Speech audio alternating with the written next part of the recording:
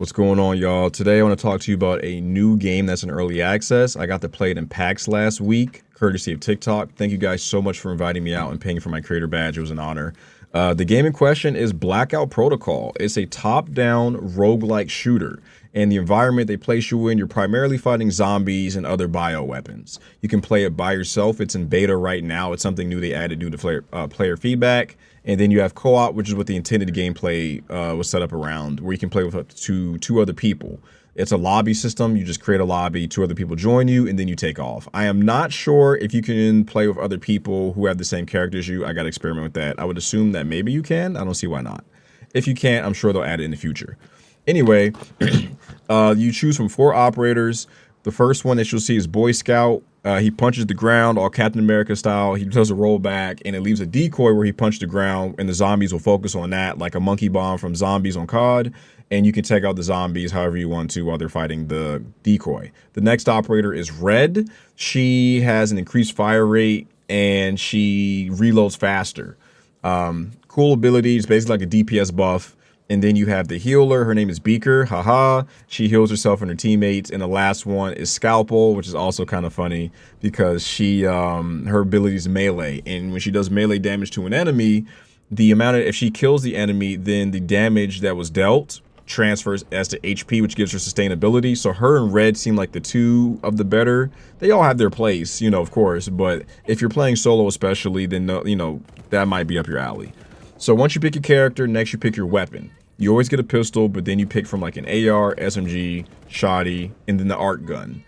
Those are like your first 4 you get, and as you progress, you'll unlock blueprints, which carry over from run to run. And what's exciting about the blueprints is that weapons kind of have they have traits and characteristics, if you want to call it that, or maybe synaptics might be the better word, because that's the word they use in the game for your abilities. And essentially, like your AR, if you find a good AR, it could have slots on it, and you have to unlock. It's a little confusing at first. So what happens is your weapon has activation slots. So as you go on a run, you'll find perks and stuff like that to upgrade your character.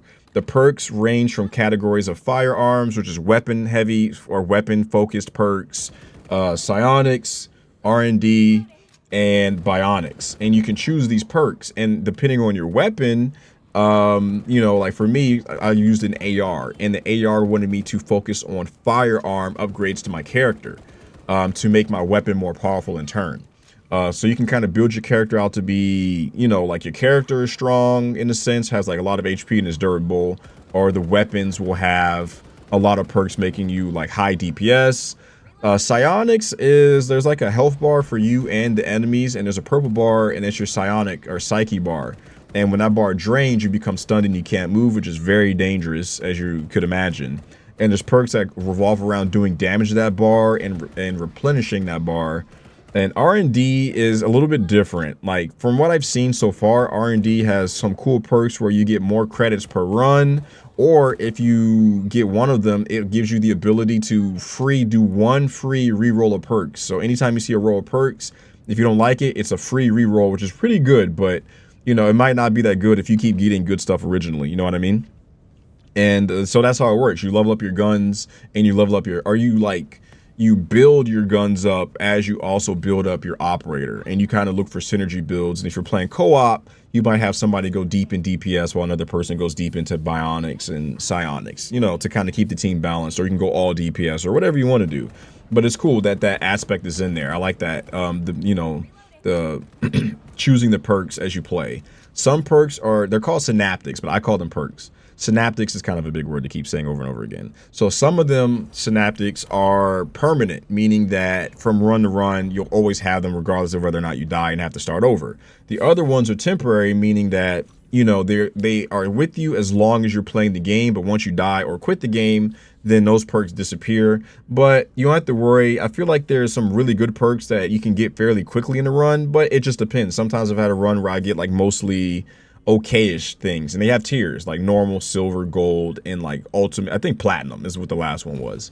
So that's cool as well. I think the appeal of the game is that you're navigating these tight areas, and it's you have to be able to kite enemies correctly and position yourself through doorways to then get grenades off.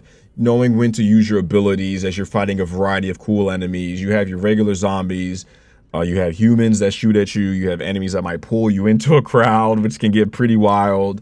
You have enemies that just charge through you and like they don't get staggered by your bullets. You know, there's a good variety from what I've seen, and I've only been to 4 of the 7 areas I know of. I keep dying in this 4th area. I haven't had a ton of time to play, but I've been putting in some hours. And there might even be more than that. I don't know how deep the map is. I can only see 7 right now, but there might be more. So, but I'm assuming when you get to the end, you just kind of go all the way back to the top and start all over again. There is a bit of a story to each section, but it's very lightweight because the focus is on the gameplay and having fun. With that being said, I do want to say that another fun element of the game is like you kind of have to be careful with your ammo and heals, right? If you walk up to a box and you're like 90% ammo, it might be a good idea to go past it and fight and then backtrack if need be, because you can burn through ammo fairly quickly if you don't have like the right perks and upgrades on your weapons and stuff like that. So you kind of have to be wary of that stuff. So there's another layer of strategy. You can melee enemies as well as roll away from them. So sometimes it might be a good idea to just melee single enemies out versus spinning the bullets on them. So there's every decision has a bit of weight to it, and it adds up over time as you progress. Ultimately, I don't think like the set pieces, like the areas you progress through, I think they're well done and they look clean. I don't think the game is really going for a scary feel. It's more so an action-packed experience. I know a lot of people see zombies and you think it's supposed to be scary, but I don't think they're going for that. I think they're going for an action experience, and I definitely feel the action. I definitely can feel the blood pumping when like I'm kiting and trying to not get boxed into a corner against a bunch of enemies, and I'm having fun with it. There's been no technical issues. I've had no crashes, which is great. You know, the movement feels good. Firing my weapon feels good. There's no jankiness. That feels like a well-polished game that just needs more time to continue to add in content and kind of give you more. I feel like where it's at right now, it feels pretty good, you know, but I do look forward to seeing what updates they do to the game and like what the future plans are if they have a roadmap. But I've had fun with Blackout Protocol. I definitely recommend you check it out. It's on Steam. I'll put the price on the screen, but I think it's less than $10. I think it's on sale right now. But again, I'll put it on screen for you guys. I can't remember. I bought it for about $10 or so last week. So yeah, definitely check it out. If you liked the video, hit the like button for your boy. Maybe hit follow if you want to see more of this content. It's greatly appreciated and it's free. And just, you know, play the game and then come back to the video, comment, let me know what you think, or just let me know what you think of the game just based off the gameplay you've seen on the screen and what your early impressions are. I'd love to hear your guys' feedback. Y'all stay safe out there, and y'all have a good one. Peace out.